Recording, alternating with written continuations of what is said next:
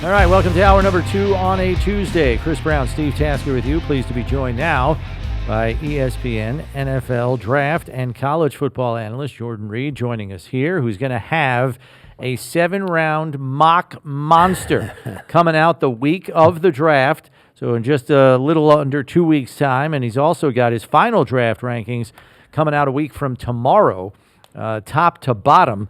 Talk about a chore. But he has undertaken it willingly.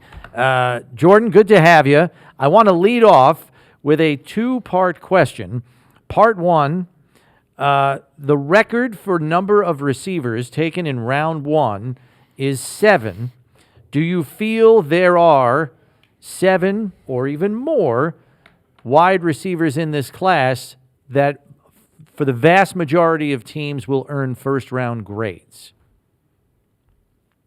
Yeah, that's been the big discussion about this year's draft class, not only offensive tackles, but wide receivers. Those are really your two groups that are the strongest in this year's class. And you're right, 7 was the record set a few years ago in the first round, of where this group definitely has an opportunity to challenge that feat. I feel good about 6 going in the first round right now. Marvin Harrison Jr. of Ohio State, Malik Nabers of LSU, Rome Odunze of Washington are really in that first tier. The second tier gets really interesting with Brian Thomas Jr., Adonai Mitchell. But that 6th guy, there's so many different players that could go there as far as that 6th wide receiver. Some teams like Xavier Worthy of Texas. Another is Lab McConkey of Georgia. And then also you can throw in Keon Coleman of Florida State. There's a lot of teams that like him out there as well. So I feel good about 6 going in the first round right now, potentially 7, which would tie the record.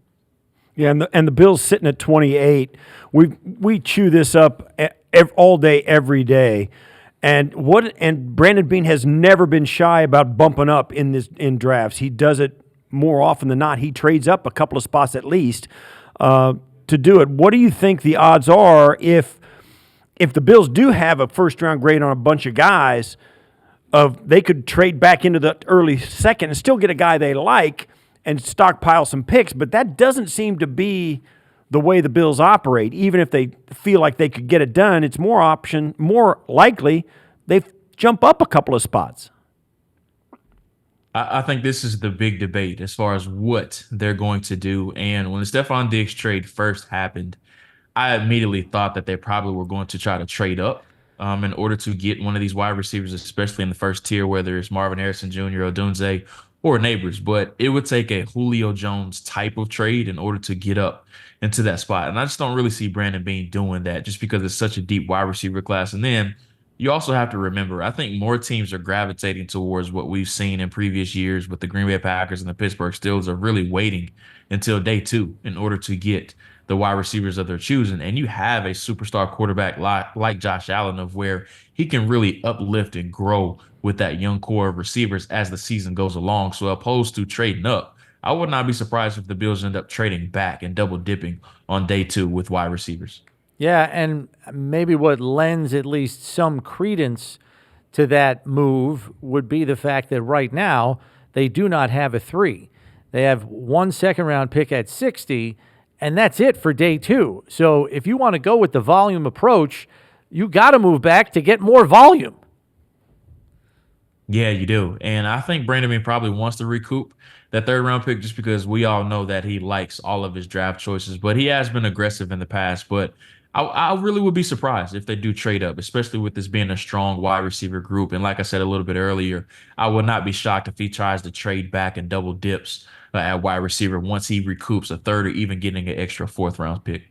So you've got in one of your articles as well a great fit for the Buffalo Bills, and whether he's there or not is A.D. Mitchell. He seems to be a guy that would fit what the Bills are looking for, a guy that can play on the boundary, that kind of thing. What are your thoughts, and why do you think he's such a good fit?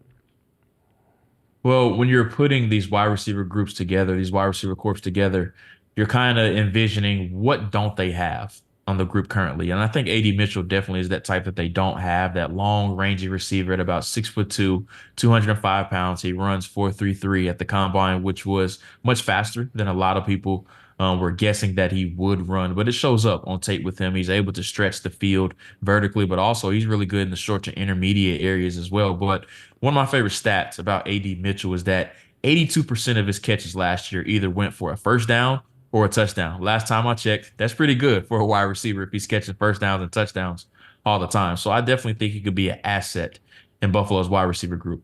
Yeah, I mean, he had a touchdown every 5 receptions. He had 11 touchdowns, 55 catches. I like that ratio a whole heck of a lot. One guy that we've kind of looked at and found intriguing and thought based on some of his testing numbers could potentially threaten to climb into the bottom of round one is Xavier Legette. I realize there's only 1 year of production there. Took a long time for him to get on the field. Finally played with a good quarterback in Rattler last year and put up a monster season and is as physical as they come at 221. And I've told Steve this on the air. I'm watching tape of this guy, and a 221-pound dude is running away from DBs that look like track athletes for touchdowns. It's hard not to be impressed by him. Could you see him creeping into the bottom of round one? Is there enough momentum for him? Yeah, I can see it. And he's a little bit of a polarizing prospect. There's some teams that feel as if he's more of a mid to late day two prospect, while there are some others that feel as if he's a late first or early second round pick. And I was at the pro day for South Carolina. He looked really good.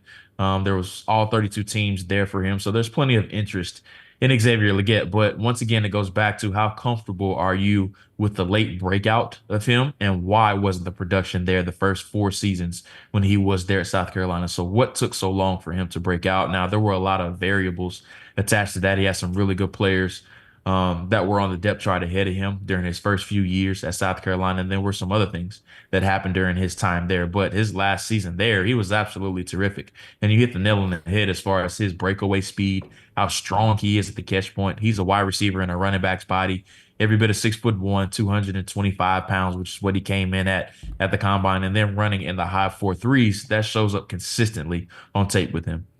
And he just seems to be in that fringe group with Troy Franklin, Ladd McConkey, A.D. Mitchell, although A.D. Mitchell's probably at the front of that. But once you get outside of Brian Thomas Jr. and those top 3 guys, Adunze, Neighbors, and Harrison, then it starts to become, opinion starts to matter, right? Because you can talk up or talk down about all of these guys. Shake out what happens after Brian Thomas Jr. with A.D. Mitchell, Ladd McConkey, Troy Franklin, Legette, Keon Coleman, and all the way down even Roman Wilson, even down there, who coming out of Michigan. So they got all these guys that that we always talk about these tiers. This guy's is it's hard to discern those top 3 guys, but those are real the question marks about how they're going to get drafted by somebody, and where and who's going to be available for somebody who really likes them. That's where you start seeing teams trade up, trade down to get the guy they like out of that group. Now you're just differentiating which type of receiver that you want. I believe Coleman and Legette are very similar stylistically. You're strong boundary X type of receivers that can make those tough, hard-nosed catches. They don't have any problems with doing the dirty work. And even though neither one of them are going to be like your consistent separators that generate a whole bunch of separation in the route stems, there's a lot of different things that they like to do on that boundary that a lot of other wide receivers are not capable of doing in this draft class. And then you get to that other tier of where your elite separators, whether it's your Ladd McConkey, your Javon Baker, even Troy Franklin in a sense, even though he's not as physical as those other guys, but they're definitely in a similar type of tier. Those upper echelon type of route runners that are able to generate that separation with ease in and out of their breaks. They're very good at the catch point too. So it really just depends on what type of wide receiver that they're looking for. Are they looking for those big, strong type of receivers that don't mind doing the dirty work? Or are they looking more so for those natural separators that have really good hands to complement? How wild are you expecting the top 10 to be? Because I think a lot of people are of the belief that it's going to go quarterbacks 1, 2, 3. Some are even already proposing 1, 2, 3, 4, that somebody's going to move into that 4 spot with Arizona. Is Arizona really the first major pivot point here, or is it the Bears at 9? Where do you kind of see some pivot points here in the top 10 that can kind of turn the draft upside down in a hurry?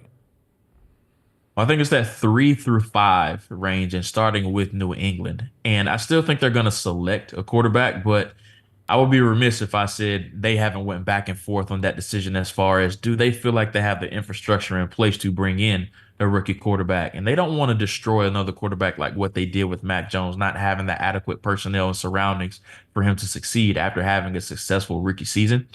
So do they want to welcome in another quarterback, whether it's Jaden Daniels, Drake May, or even J.J. McCarthy at that number 3 overall pick, or do they end up trading back with the team looking to trade up, whether it's the Vikings at 11, the Broncos at 12, or even the Raiders at 13? There's so many different ways that they could go with that third pick. Arizona's in a similar circumstance.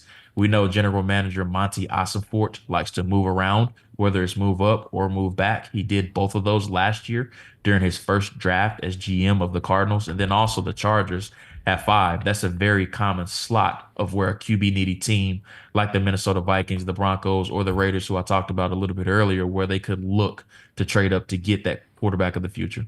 So if the Patriots do trade out of that number 3, go back to number 9 where Chicago is or what have you, they're still going to get a shot probably at guys like Mike Penix, J.J. McCarthy, or Bo Nix, Spencer Rattler, some of these other names a little further down the list. And what is the next name?